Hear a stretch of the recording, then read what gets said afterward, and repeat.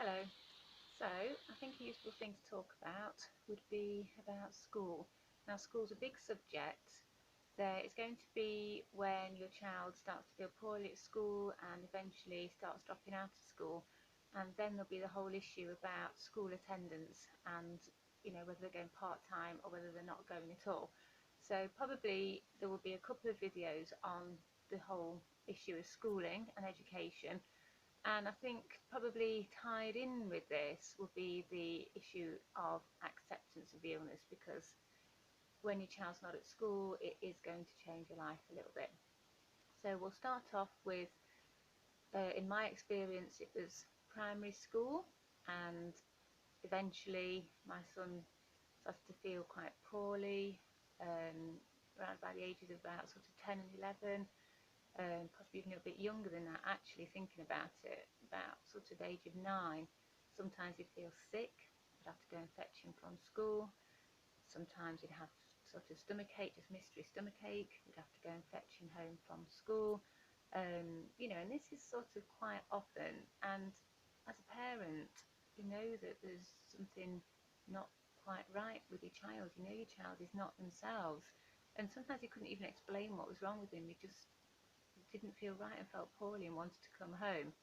Now, the issues that we faced were that not all of them, but some of the teachers started to give him a little bit of a label of just a child that didn't like being at school and wanted to go home. A bit of a skiver, just a kid who didn't want to be there.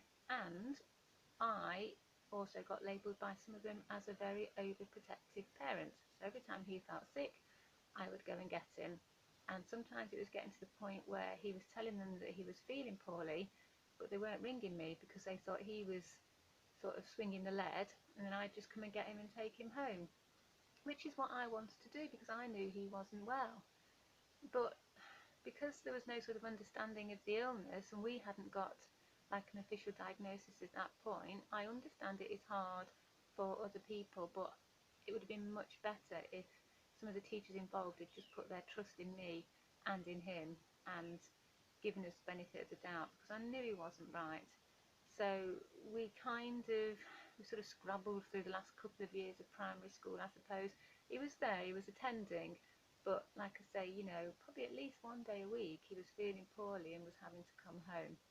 So I think on that note, the things that you might come up against are a bit of resistance from the school in believing your child when your child says they feel poorly.